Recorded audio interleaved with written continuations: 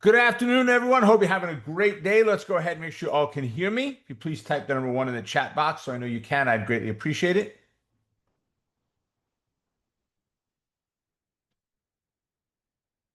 There we go. Hey, Andres. All right, everyone. Thank you, thank you, thank you. Appreciate that, Andrew. Hey, Alex. Morning, Helen.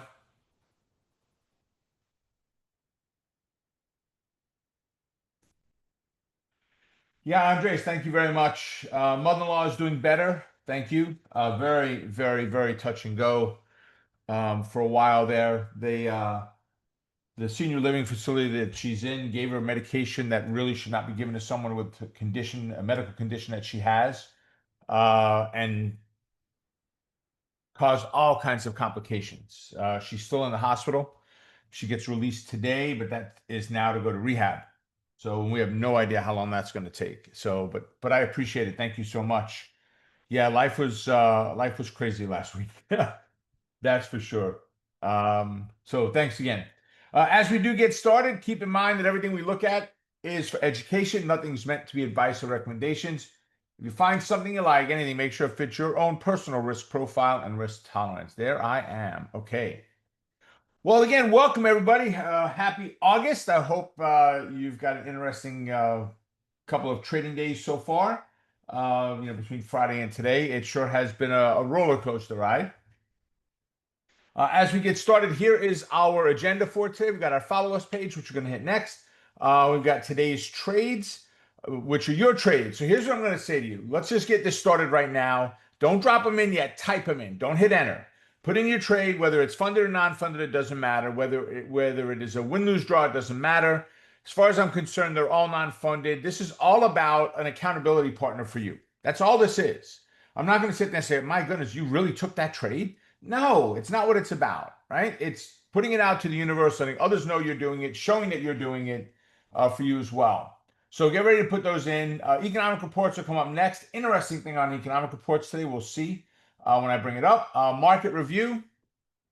We'll go into upcoming future trainings, weekly training topic, and then your stocks in review. Same thing there. When we get to the very end, it's all about candidates you want to look at. I'm here. If you want my help analyzing your stocks, I'm more than happy to do it. You just got to drop those symbols in place. So we don't have it. Andrew, we don't have the new icon on here. This slide set's got to be changed for next week. Give me a note back in the chat, Andrew, that you're seeing that. We've got to get in the Trading Post newsletter. So, Andrew, if you could drop a link in for that, guys, our newsletter called the Trading Post. You'll see a new icon on this page. Andrew's going to drop a link in for it. The Trading Post is a newsletter. You don't get signed up for it automatically. You have to choose to jump on that. It is a daily email that comes out in the morning, 8:30-ish is what we shoot for. There it is. Andrew dropped that in there for you. And inside of there, we go over all of the happenings, the major stuff that's happening right now. We made an adjustment. We made a finalization on it today, and there's going to be a new feature added to this. We're going to have 5 different features, one each day of the week, whether it's earnings or economic reports, or not economic reports, earnings or upgrades, downgrades, things like that we're going to be highlighting what's going on, things to consider when it comes to trading. All right. So you'll see that pop up on here, hopefully on our next update. I will have that one there. Right. And then let's talk about today's trades. We are at that point. Drop them in. What trades did you do? Right. I know in power option plays, if you've been in there, you're seeing that we're crushing it. Last week, I did not enter any trades onto our social platforms. But every trade we do in pop, win, lose, draw, doesn't matter. I do a short video, a minute, minute and a half, 45 seconds, whatever it is. I do a short video and we throw it on every one of the major platforms out there. It goes on YouTube. It goes on Instagram Reels. It goes on Facebook. It goes on TikTok. It goes on our LinkedIn platform. We throw it out on every major platform out there for you to see. And it's just a short little snippet of what's going on. I can show one, but you won't hear me talking about it. I don't know if I can change that at this point. I don't think so.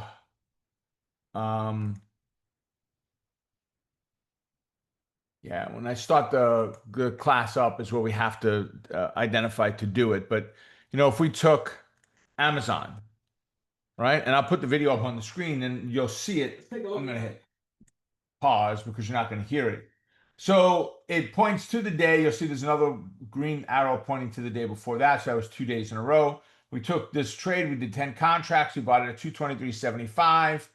We got out at 226. We had a P&L of $1,755 on that trade. Okay.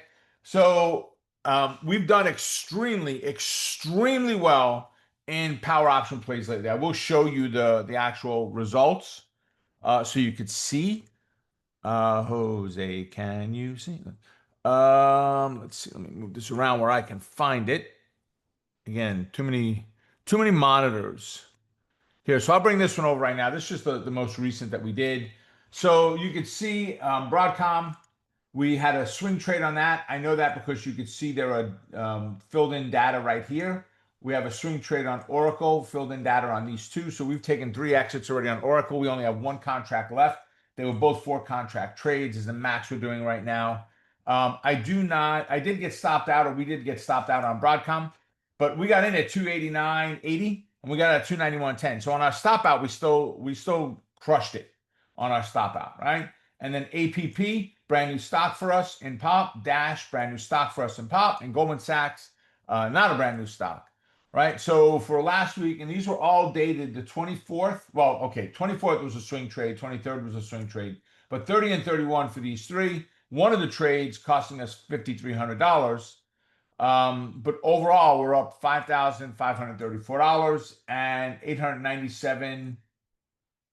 Right in there, 897,665 is our total P&L, including closed. The goal is $100,000 a month. Last year, we had dropped it down because we had some lower price stocks in there. We've gotten rid of, even without getting rid of them, but we have gotten rid of the Chipotles of the world and XYZ, which weren't moving anywhere. You get a 50 or an 80 cent move for the day and you're not making any money. Too much risk if it goes awry on us. So we got rid of those. So if we keep the goal, which I have, at $100,000 a month for our P&L, for our practice trades, right, for our non-funded account, that means at the end of July, we needed to have $700,000, right, 887, 897 right now for the month of July. So we are crushing it inside of here. Okay, so just killing it, actually.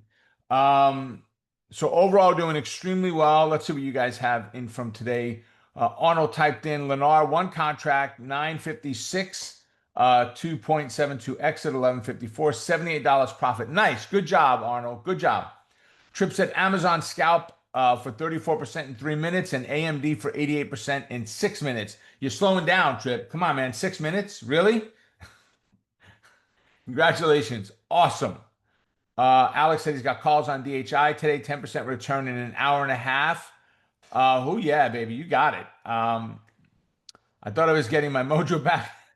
but then my day trading total for August was almost exactly break even. Swing trading was looking good until I got stopped out of HARD from my stopped out hard from my last roundup trade. Sorry, last week. Yeah, last week. So which puts me in the red for the month. But last week was the anomaly. That Friday's move was the oh my god, right? Just heartbreaking for many accounts. And then yet today we're back in action again. Amelia said MESU25, 1 contract, 11 minutes, 48.75. Good job. Alex said, I also entered 6 covered call positions a few weeks ago, all of which have dipped. On the bright side, I've managed to reduce my losses by almost 40% by selling calls against them. Good. Not an ideal scenario, but way better than it would have been otherwise. Yes, without a doubt. Buying stock and holding on to it, there is a great upside to it, right? If the stock runs, you got a lot of upside potential. When you write a covered call on that stock, you are actually renting that stock out and protecting yourself by lowering your cost basis. Now, there is a cost for that. You cap how far up it can go where you will get all the money for it. So if you bought the stock at $12 and you said that someone could buy it away from you at 14, if it runs to 20, they're taking it away at 14. If it runs to 200, they're taking it away at 14. If it drops to 9, they could take it away at 14. Oh, no, they're not going to buy it from you. Exactly. So you kept the money, you still own the stock. Now you could sell the stock and manage the position, which Trip teaches exactly how to do that in Covered Call Explorer. But I figured as much, Trip. I absolutely figured as much. I didn't say it when we talked before, but Brenda, nice. Brenda said $73,000 on SPY puts on Friday. Great job, Brenda. Great job. Remember, guys, Brenda's trading very big numbers. Very funded or non-funded, it doesn't matter. We call everything non-funded, right? She's trading very big numbers, $73,000 on puts on Friday on SPY. That is capitalizing on what the market does, which is what everybody, the place that everybody needs to be able to get to. I don't mean 73 grand. If you made $73, $7.30, you need to be able to capitalize on what the market is doing. So crushing it. Great job. Let's see. So Amazon today was a great setup for me, not the norm for me. Why? We are in an overall, okay, let me back up. I'm not going to really talk S&P yet because we didn't get there, but we were in a neutral bias. We gapped up on the S&P, and Amazon decided to take a dip to the downside. So it gapped up from down here, gapped up, but it gapped to a major, major resistance level. We've got a fib in there. We've got a 55 moving average, so there's a confluence. 55 is not a strong confluence, but it is still confluence, right? So we got a confluence there. We start to back down. If we go and look at the 5-minute chart, and keep in mind, when I'm doing this on TradeStation, I've got 4 charts that look like this. It's a 1, a 5, a 30, and a daily chart. And every one of them are moving at the exact same time. So I can see what the daily did, right? I can see the overall pattern. For the 30-minute chart, we had that dip down. We got that gap up and run today. I could see what the patterns were. So I'm managing. I make a decision of, do I like this or not off of a daily chart? But then I use the 5-minute to enter and the 1-minute to tweak the entry. So I'm managing everything. That little, yes, that's the point to get in, all based on the 5 and then ultimately on the 1. So if we go today and look at the 5 for today on Amazon, right? We gapped from where we are on Amazon, we gapped up. Yeah, let me actually bring it in a little bit, right? There you go. We gapped up to here. This is the first candle of the day. You see at the bottom, this little right down here, there's that yellow box that moves when I move the mouse, okay? That first candle of the day, you see it says 9:35. That is the ending time of candles. That's how it should be listed, as the last second of that candle, 9:35, okay? So we gapped up and we failed. So a lot happened in that 5-minute candle. I can't tell from the 5-minute candle alone, did I take a trade or would I consider a trade there or not? I have to look at the 1.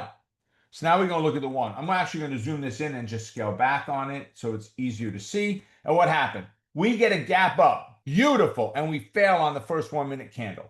Now, we closed on that first 1-minute candle at 216.02. We'll call it 216. It's just easy math, right? Resistance is at 216.70. So we got 70 cents inside of there. We opened up, slight gap down, and we ran up on the second candle, the 2nd minute of the day. We ran up to a high of 216.69. Gee, isn't it amazing that we ran right into the resistance, right into the fib line? Why?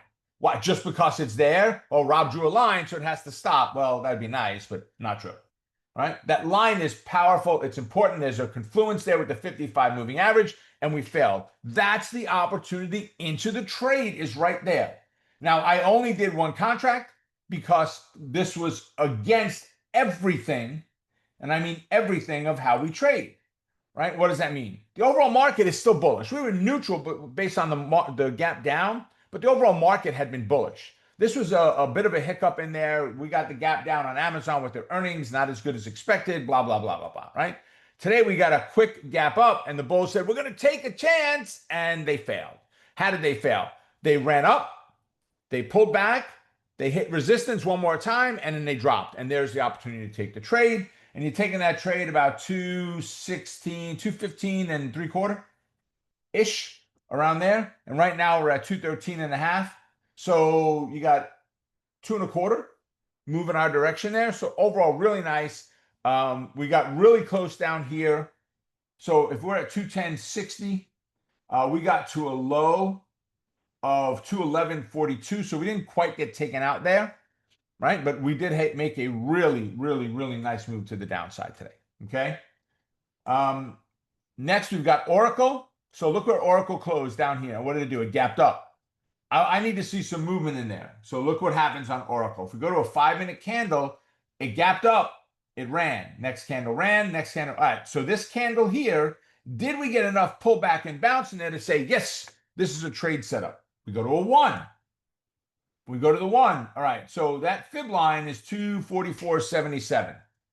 My high in here is 248.61, 247.77. We had $1 and jingle in there that we moved up, right? Did we get a pullback? Well, you've got 247.77. We got to a low of 247.88, 11 cents. 11 cents within that fib line is where we came, and we bounced. There's the entry into the trade, right? Great setups. I don't need to be great. I just need to be okay. If I get in at 248.75, right now it's at 249.75. I got $1 move on the stock. I got 70-cent move, 60-cent move on the option. I could call it a day and walk away, right? And that's okay. I am not looking for home runs, ever. I don't ever get up and plan on a home run. When I played ball, baseball, softball, really, I wasn't a hardball player, but softball, I never said this is the one I'm going to hit over the fence. I always just tried to hit the best I could, right? Based on the pitch I got, the stance I took, when I took started to take my swing, the speed of the pitch, all of that. Throw the ball down the alley. Yeah, I'm going for the pocket, but I'm not saying this is going to be this is the one out of the last 4 frames. This is the one that's going to be a strike. No, trying to get it in the pocket, right? I want to get good. Every once in a while, I'm going to screw up and get 3 strikes in a row and 5 strikes in a row. Yeah, it'll happen, but I'm not planning on that. I'm not planning on home run trades. You shouldn't either. Plan on doing the best you can with the abilities that you've got, the stocks that you're using, the market that you're being handed, right? People are freaked out from last Friday. And what happens? We gap up today. It's like, oh my God, what do I do? And I can't tell you how many people are sitting on their freaking hands right now doing nothing because they're afraid. And I'm not faulting them for it. I'm not. The market will humble you if you don't know what you're doing. Let's see. Alex said, congratulations, Trip, Amelia, Brenda, and everyone. Do wicks count for a retest? Yes, Alex. I think I just shared that part here. So they do. And that is why, Alex, that is why my 4-pack of charts is so important. 1, 5, 30, and daily. That is why it's so important. Because, Alex, I looked on Omega charts and I'm making a decision on Omega charts last night, Friday night, whatever it is, the day before. I'm making a decision. These are on my list for tomorrow.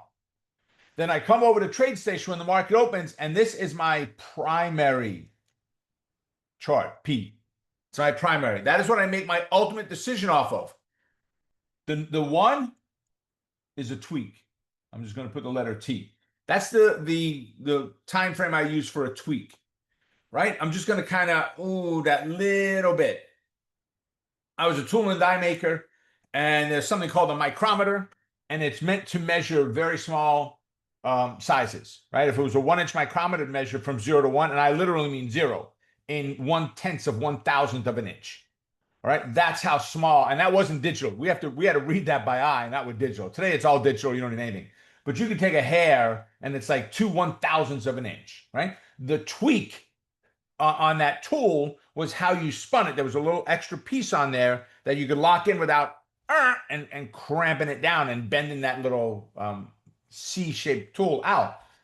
I'm not trying to tweak this to the point of just ram it down someone's throat and force it to be right. I want to tweak it that I'm watching a 5, and the 5 is kind of hesitating a little bit on me, but I see the 1 has gone up a little bit. The last one, this one has gone up a little bit now. The 5, but we were down, so that, and we've pulled back a little bit, and that 5 is looking like a bearish candle right now. And I can't tell that we're bouncing back up because we're all within inside of that 5-minute candle. The 1 helps me to make that tweak and ultimately pull the trigger on that stock. So Alex, that's where that 4-pack becomes so crucial in the decision-making process. In reference to the Amazon trading, okay. Wicks on the 1-minute chart. Yes, they do, Alex. Wick is fun. Look, I'm looking at a fib line. And if I look at the Amazon, let's pull that one back up, Alex. If I look at Amazon, I don't really do that because we're going to go back to a 1. I look at Amazon, okay? We got this move down, and what's happened? So, Alex, on the open, let me rephrase. If I did not look at pre-market, I am in position 1 in the chair on Amazon. I'm all the way back here. I don't give a damn about it. There's nothing that's interesting me at all. And then today we gap up. I am instantly in position number 2 in the chair. Hands are off the keyboard. I'm sitting in position number 2, and I am focused on what's going on the open of the day. And then we drop back down. Okay. Now, if we drop down and we only see the very first candle of the day, right there, we only see that first candle of the day, I have a constant plan working in my head. And if anybody's ever played, well, I'll say play for the first one, but if you've ever done like paintball, right? Where you go on a course and it's strategy. It's not a tragedy, it's strategy. It's strategy, right? If you've been in real war, it's strategy, right? Move to this place, move to that place, look for this, check that. What are you doing next, right? You got to know your full surroundings. Right now, I am strategizing. What's next? What if it continues down? Okay, position 1 in the chair, nothing I can do. What if it goes back up? I'm getting into position number 3 in the chair. Hands on, lean forward, hands on keyboard. Why? Because as it pushes back up, I'm waiting to see, does it hit resistance and drop? And if it does, and it gets down at least $1 for me below that resistance line, so 215.70, at least $1 below there, that's where the entry is going to take place. All right? That's exactly why I look at the charts the way that I do and make the decisions the way that I do. But that decision is not a flow chart where you look at it and say, well, this happened, so then we do this, then we do that. No, what's happened? Now, could it be done that way where you say, here's all the potential scenarios, but you've got to take each scenario and lay out the next step first. You can't lay out, you may think 3 moves ahead in chess or 2 moves ahead, or if you're really good, 5 or 7 or 8 moves ahead in chess, but you can't count on what the other player is going to do. And if they move a piece that you didn't plan on, you've got to go back and lay out your plan, but you've got to be able to do it on the fly. It can't be something that you go, whoa, hold on, give me a couple hours and let me revisit this again. Nope, you don't have the couple hours. All right? Alex, does that all make sense? And I know I went on a little bit of a rant there, but guys, this is, for so many of you, are so damn close. You're so close, right? To just getting over that slight edge. That's all you need, is that slight edge, right? You don't need to crush it. You want to crush it, but you don't need to crush it. You just need to get better to the point that you get to a place that you can have more profit than costs on your trades. All right, let's bring that current. Let's go back to a daily chart, right? Okay, I'm going to bring us back into, good, I'm glad, Alex, excellent. And let's go look at economic reports. Now, I don't remember from last week. I thought we had some orange reports on here. We ain't got nothing that's orange. I've got yellow up here. Right? We've got nothing that's orange this week. Now, it's very possible that there are none. Could be that there's a problem on Forex Factory. I don't know. We don't have a whole lot.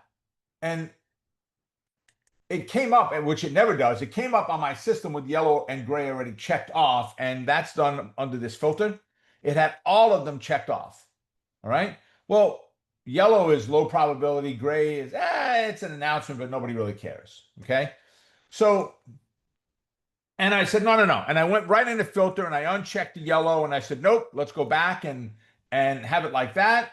And I go back and look at them and, oh, there's nothing going on. One tomorrow, one on Thursday, and that's it. 10 o'clock on Thursday, which is Purchasing Managers Index, PMI, and unemployment is on, that was Tuesday. Thursday is 8:30 in the morning on unemployment, okay? So I said, no, hold on. I saw something in there. Give me a chance. Let me go back and look at this again, all right? So now I go back inside of here, and let me grab a pen. And I see FOMC member speaks. FOMC member,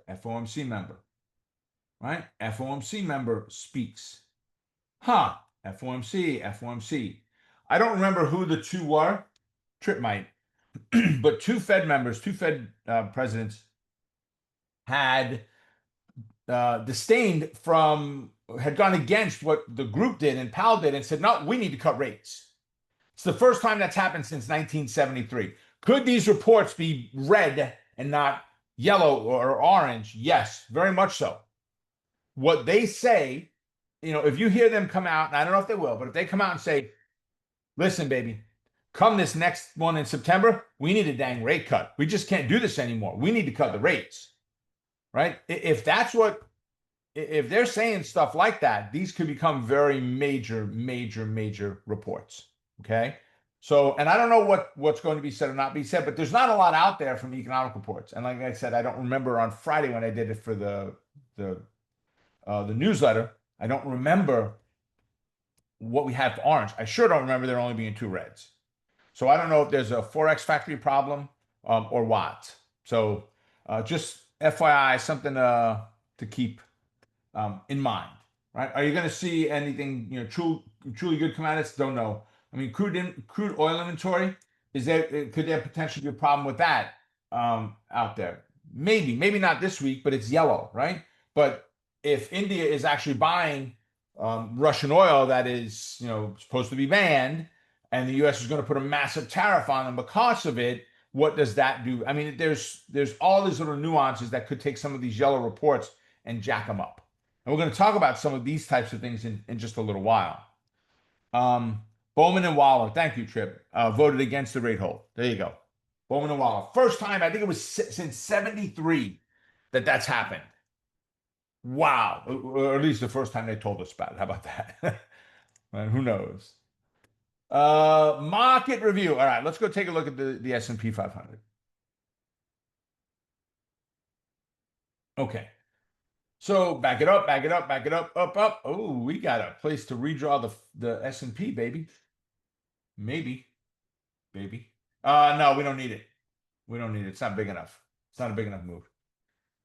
It's certainly not old enough. All right. So you can see the entire Fibonacci in here. We had a great move up, all-time high again on Thursday, gap down on Friday. Why? Tariff woes. Oh, the world's coming to an end. Right? Standard TV news. Oh my God, this is it. It's over. Bernie Sanders out there. We're dying. And today, all of a sudden, whoa, wasn't that bad? Wow, wasn't that bad? And we're back up again. Now we're up 81 points right now on the S&P. We are still in a neutral bias, right? We closed neutral. The only way to get out of neutral is to either become bullish or bearish. You can't shift to a bullish neutral or bearish neutral from here. It doesn't work that way. If I am in a bullish bias, if I am up here where we close, let's say right here, I'll do it with a marker so it's easier, okay? If I'm in a bullish bias right here on this candle, okay? And if the candle moves and closes like this one did down here, right? That puts us in a bullish neutral bias. If we close then down here where we did, that puts us in a neutral bias. We are not in, assuming this is a closing candle, we are not in a bullish neutral bias here. We are in a neutral bias because you must, not should, not want to think about, must close above the 8 first and get us back to bullish before we can then back down inside of here again and get to bullish neutral. And it works the same on the downside. If you continue to fall, where are you going to? Well, there is no more neutral. We only have 3 lines. So if I close below here, yeah, I'm in a bearish bias. If I come back up here, I'm bearish neutral. If I come back in here, I'm neutral. And that doesn't change until I break the lowest moving average or the highest moving average. Either one of them. On a close, I've got to do that. Then and only then can we get out of that neutral bias. And that's critical for that decision-making process, right? Because that drives everything I do as far as the number of contracts and or dollar amount we're willing to put in that trade. So we put in, what was it from here? 1, 2, 3, 4, 5, 6, 7, 8 trading days. Go figure that it's an 8. 8 trading days after the previous all-time high. We ran up. Well, actually, no, we put in another all-time high here. So that's not a true statement. Let's do that. I need a line in there. When I put that one in, I just marked the all-time high. So that was a swing high right in there. We pulled back, right? We bounced, gave us another high. So from this, it took 1, 2, well, if we go from this one, which was a high, 1, 2, 3, 4 days later, then 1, 2, 3 days later, 1, 2, 3, 4 days later, 1, 2, 3, 4, 5, 6 days later, for the all-time high. Yes, we had a high. Tell me where it backed off. 6 days later. Now we back down 1, then we have a high, new high, 1 day later. So now we've got 2 days, no new all-time high at this point. And that's okay. We had some pretty bold moves on that last fib run. from one fib to the next to that pivot. So we had some pretty bold moves in there. I am not disappointed. I'm not upset. I'm not bothered. I'm not discouraged that it's still, not back to bullish yet. I mean, that's okay. That's part of trading. It's not winning, it's trading. Right. But for me, we've got to get above the 8. That really is where it all comes down to. If we cannot make it above the 8, then we're in a really, really, really tough spot right here. Very tough spot. Actually, if we break to the downside and we break the fib line, whatever this fib line is, right, that 6,200, we break the 21 moving average, my expectation is the next fib line down here. That would be the expectation, which I'm way too far away to see. 6,204. If we move up at 6,402, go figure, inverted numbers, 6,204 and 402. Right? If we move to the upside, that's what we're looking for. And then you can get very nuanced or very dialed in with the all-time highs in there, right? The confluence at that 6,402 level with the previous all-time high, right? There is some extra strength there. We did, hold there and failed. We gapped up and broke right through it on the open on Thursday. Ran down, tariff woes, ran down, back up again. Overall pattern is still good. I'm not worried about this. It broke down into a neutral bias. What means is, whoop, time out. All swing trades, no more entry of swing trades. They all become day trades. Why? Because I don't have a clear bias on the S&P. Oh, that's crazy. And that's okay.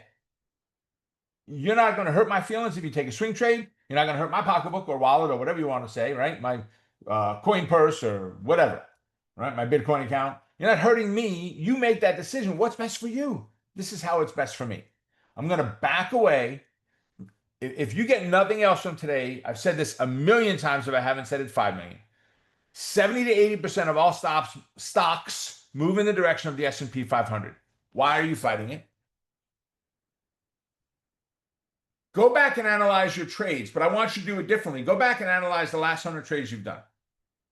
And I want you to look at that trade comparison to what the S&P was doing before you got in. So if the S&P had been bullish, did you take a bearish trade? If the S&P had been bearish, did you take a bullish trade? If the S&P was neutral, is there a reason you took a trade? Right? Go and analyze what the market was doing based on your stock, and did you make money or not at that point? I'm not saying you can't. You absolutely can. What I'm saying is you've got a better chance of being right if you just follow the direction of the S&P. Right? So right now, I don't have direction yet. Till we get back above the 8, then I'll have some direction. Rob, doesn't that pullback scare you? No, I like it. You crazy ducibazzo. Yeah, maybe.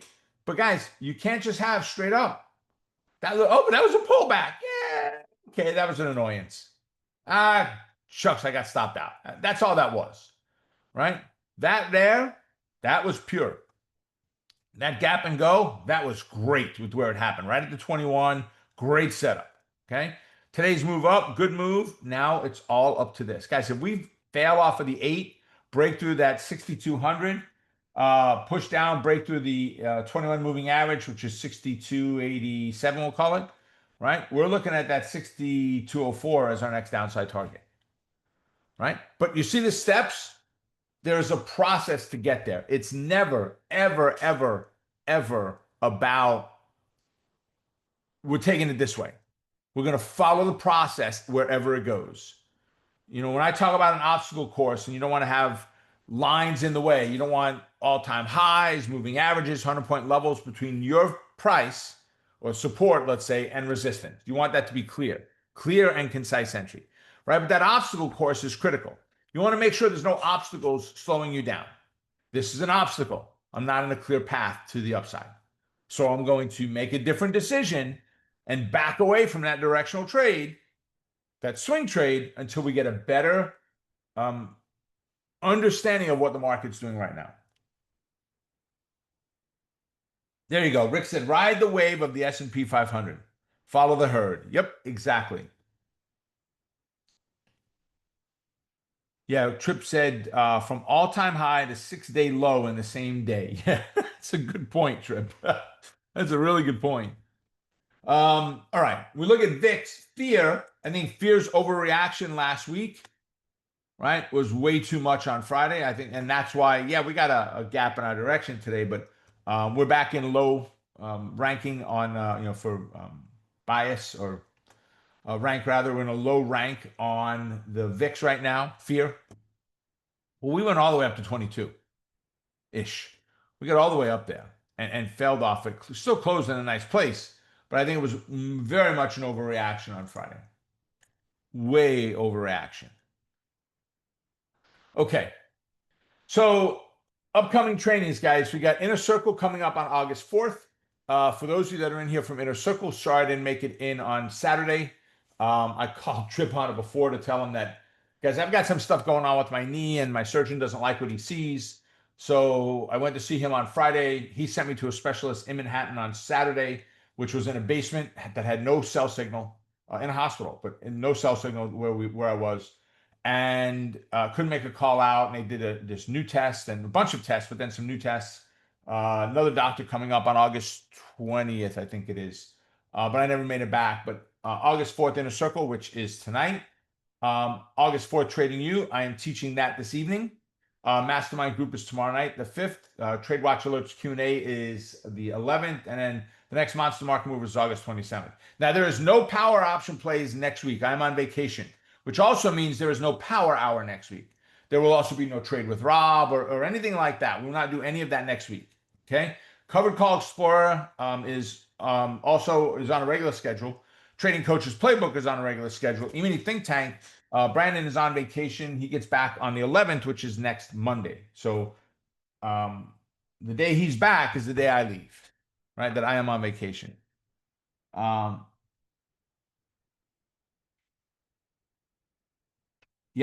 I've been going through that. Yeah, Rick, I've been going through PT on it for a very long time on the knee. So, but there's a torn meniscus, a horn, and all kinds of other stuff that's going on inside of there. So they're trying to do this one on coming up on the 20th is a brand new procedure, not covered by insurance. It supposedly has really good results, but there's a cost to it, and the cost may be recurring. It may be something you do every 6 months or a year or two to put it back where it was. So almost like a gel injection or something.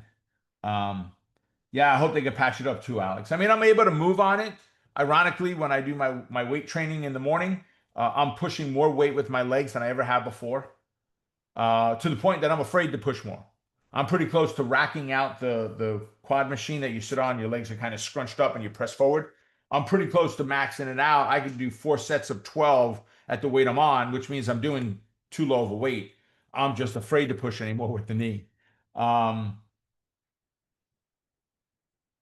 Yeah, so Patty said, have the life force regimens helped the knee at all? That's where they had recommended, that's where my doctor had recommended, and that's what I'm going to see on the 20th is the guys from Life Force.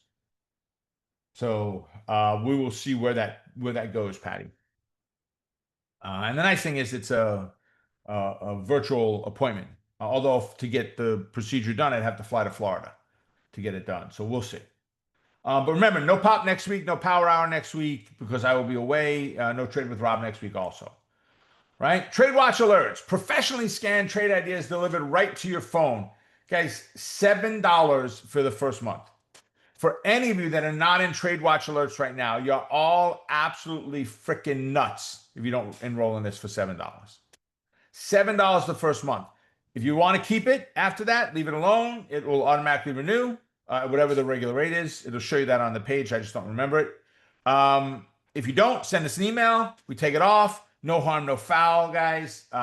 Tony had taken this over for Amelia, and he is absolutely crushing it with what he's doing. Let's see. So I think we got about 7 or 8 text messages today, and that's how they come in as text, right? Let's see. So we'll go back to okay. Starts off with futures, economic data, and then some potential setups. CB was a hammer at modified support with an average volume, mean reversion candidate bullish above Thursday's high, 69.15. DG Morningstar Doji at the gap support with modified volume. Okay. PGR falling 3 in the middle of the range with light volume, looking for continuation below 240. And then a review. CCL, Gap, and Tank killed the setup, so no trade. Today was one of those days, right, where you got just that. KR rallies out of the gate, wait for the pullback. Buy to open the September 67 half call at 495 at 1029. Sold to close at 550 after brief move up, rolled back over. Right? So I don't know how to.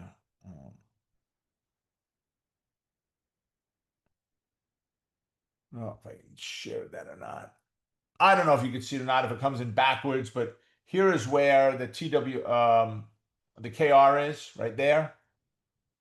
Right, that's the trade that he posted on the Trade Watch alerts today. He got in at 495, got out at 550. That was 55 cents.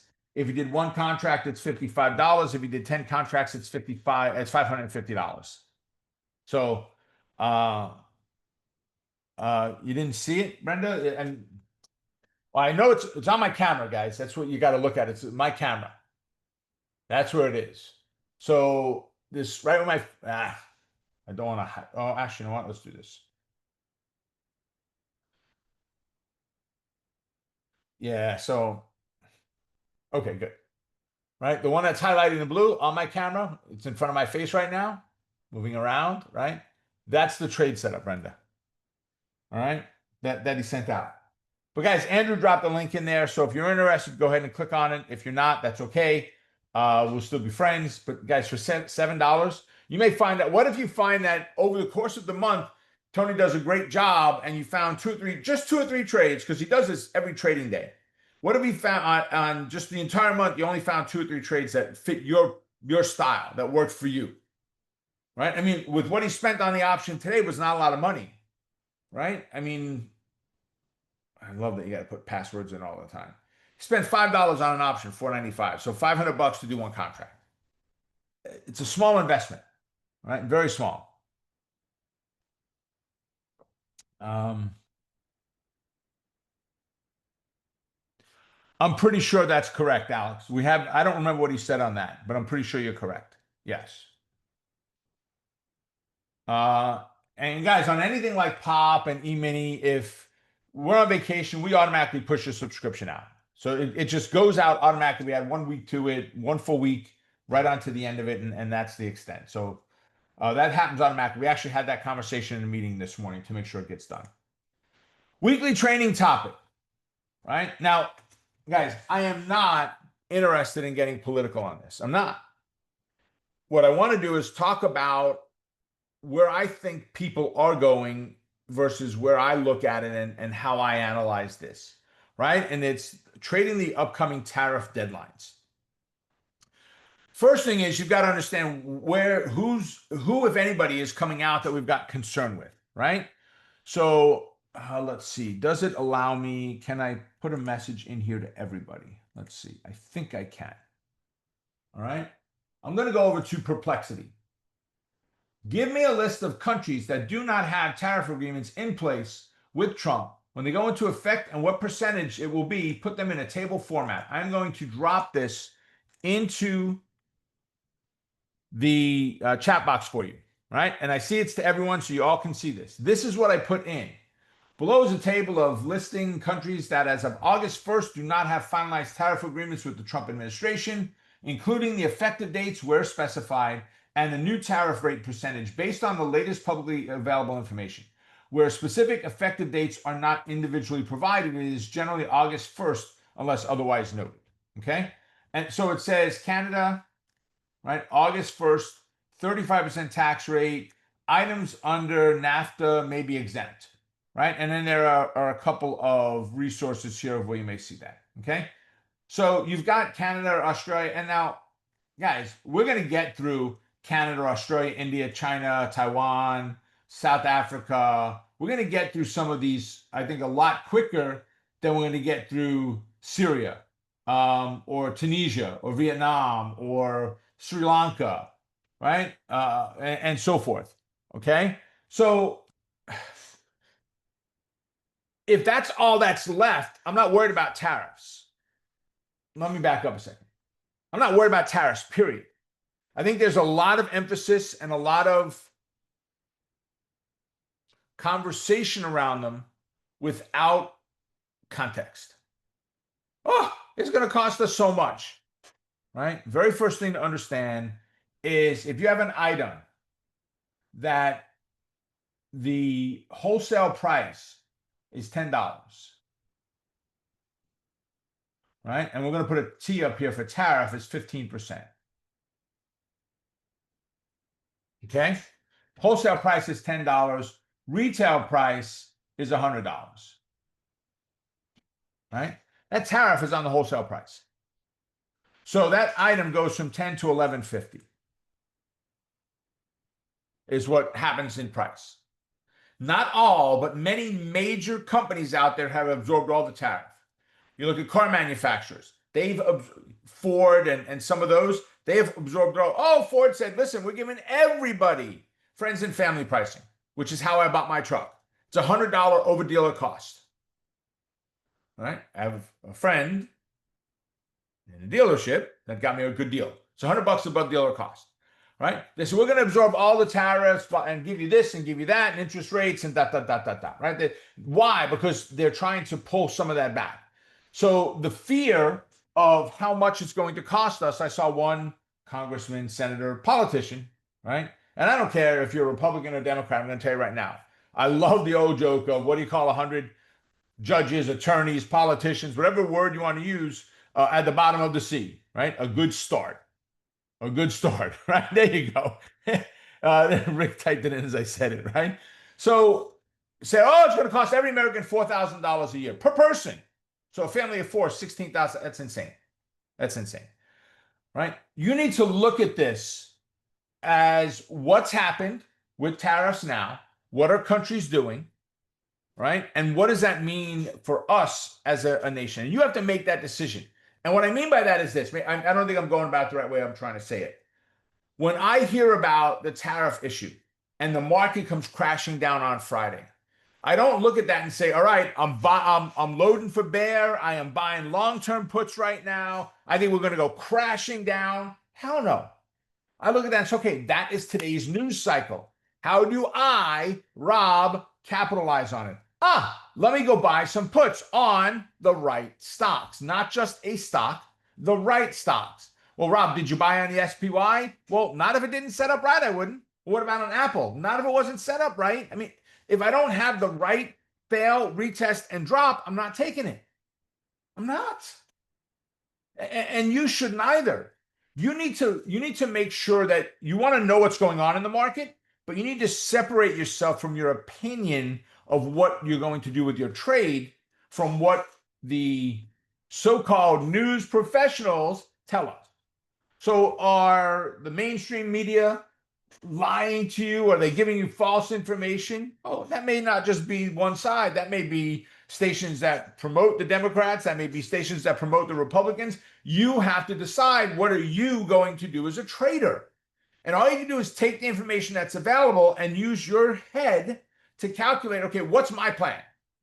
What has to happen for me to go ahead and I want to be checkmate in 3 moves? What has to happen for me to get checkmate in 3 moves? 3 more moves. I'd never get checkmate in 3 moves, but in 3 more moves. I think I can, if I can get them to move their knight here and their bishop there, but then, it's check and then checkmate, right? Queen is gone and they're done, right? You've got to look at that and say, how do I manage the entry, the identify, enter, manage, exit process based on what I see, right? And the reason I gave you this prompt on Perplexity, and in all reality, use Perplexity.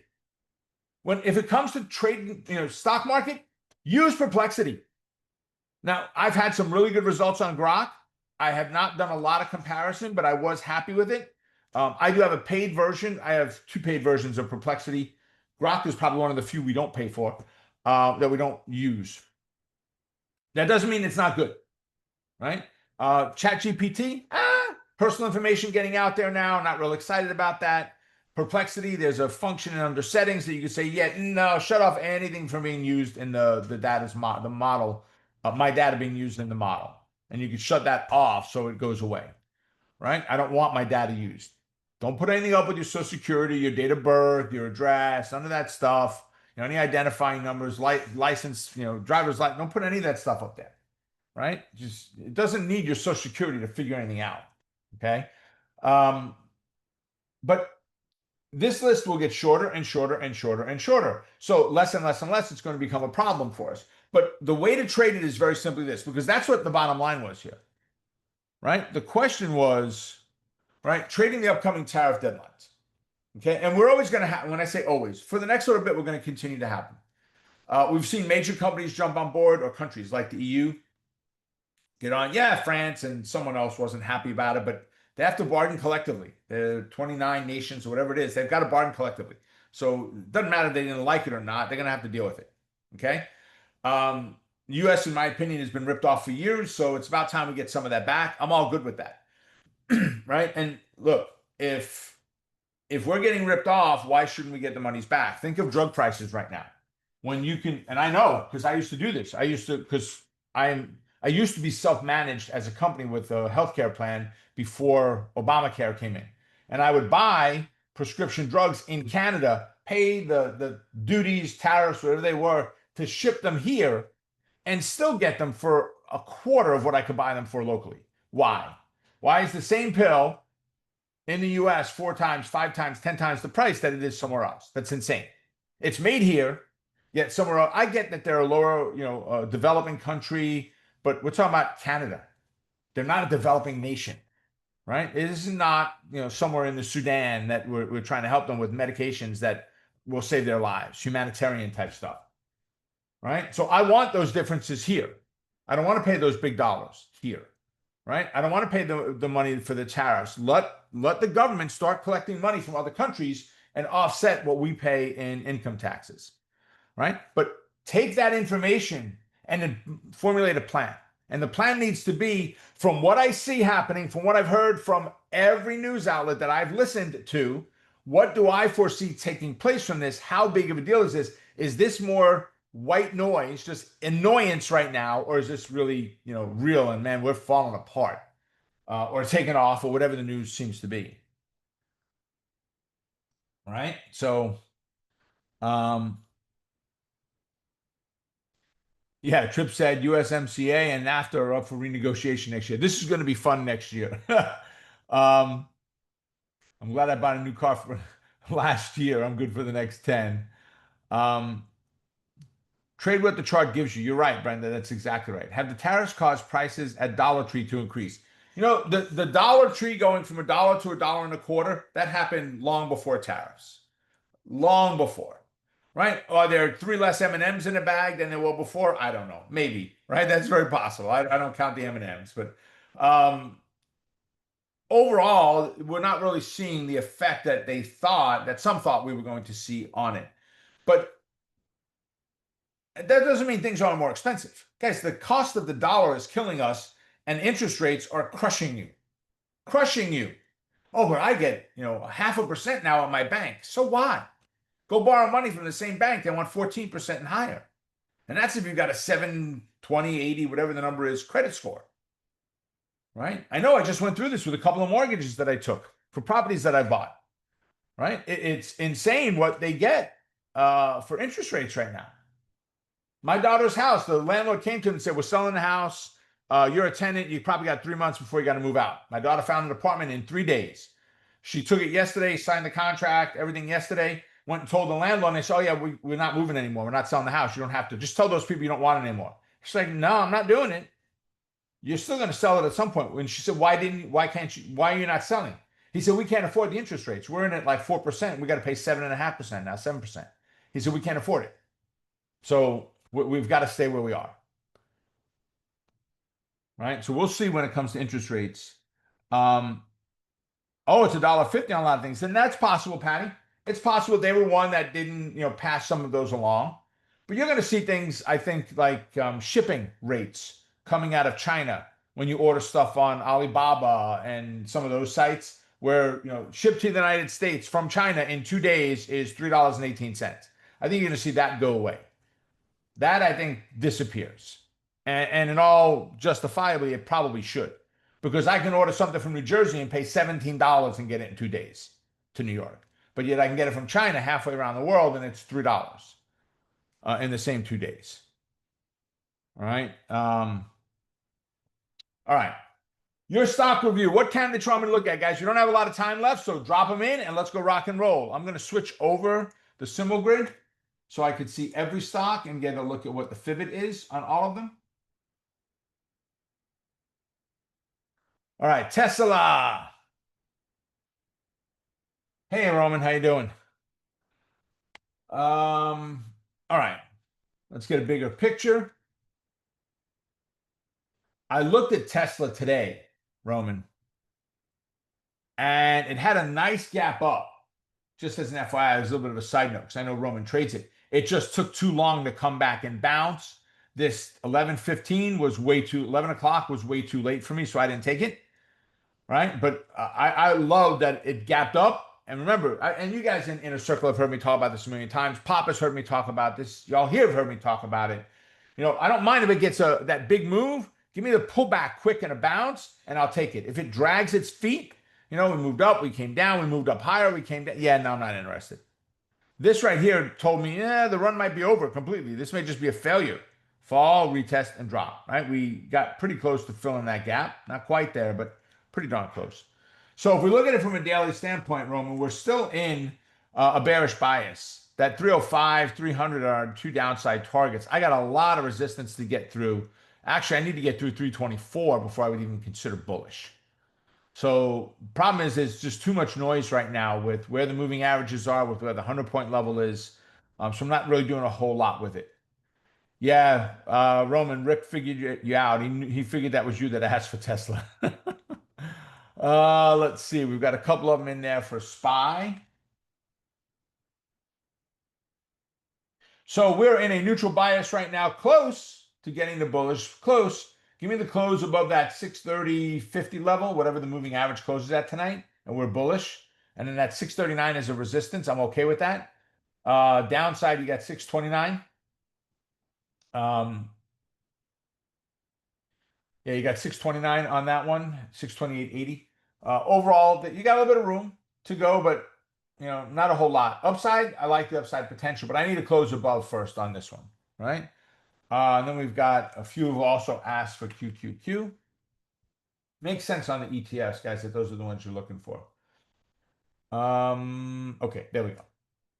So good bounce today. We're actually slightly in a bullish right now, but we can't really count it just yet. So we're bullish-ish, right? Like almost maybe-ish type thing. 558 to 580. So 59, 10. 20, 21 points. Yeah, we need to split that level in half. So we need a -5, which is a standard fib number, a -5. Okay. We're to neutral or bullish bias, depending on where we close, rank of 3. Downside is 558.67. Upside is 570. We're in the middle of the range there. So I'm not interested in anything on the Qs at all. That would not be a short, day trade in and out type thing. Take something as it bounced off today, knowing that the 8 moving average was resistance. I'm okay with that. Micron. All right. There we go. We just need the next day to be jumped in there. Okay. So Micron, if you took a bullish entry today, I'd be okay with that if we got the correct move off of that 105.32. We didn't on the 5, probably not on the 1 either. Yeah, nothing there. Quick stretch, maybe. You might have taken something off of here. I just wish we would have closed a little bit closer. But we're looking at, I like the downside better, but if it breaks to 105, we're only looking at 100. The move to the upside, we're looking at 110. 109.87, 110. We're at 107 and 3/4 right now. So we don't have a lot of room to the upside. Amelia said I did a bear debit spread on Tesla on the drop. Nice job. Yeah, don't worry about that, Brenda. When you can, you send them. That's fine. They always forward it to me when you do. So, all right, I think we covered all of them. Folks, with that, listen, remember, a couple of things. Next week, no power hour. Next week, no power option plays. The last one will be the update on Thursday of this week. So you'll run that one through until the following Monday. So you'll have that update. No trade with Rob next week. I know we dropped a couple of links in there. I know that Andrew dropped in the link for Trade Watch Alerts. So go ahead and click that out, folks. $7 for the trial. If you like it, great. Listen, I've had people say, Rob, I have every intention to cancel in 30 days. So do it. That's fine. By all means, do it. Take advantage of it, right? Yes, thank you, Helen. I appreciate that. Thanks, Andres. Happy trading to you as well, Brenda. So everybody have a great rest of your day. God bless. I will see you. We'll leave the room open a couple of minutes. You can click on that link, grab that perplexity that I dropped in, and I will see you all at our next update. All right, take care, folks. Bye.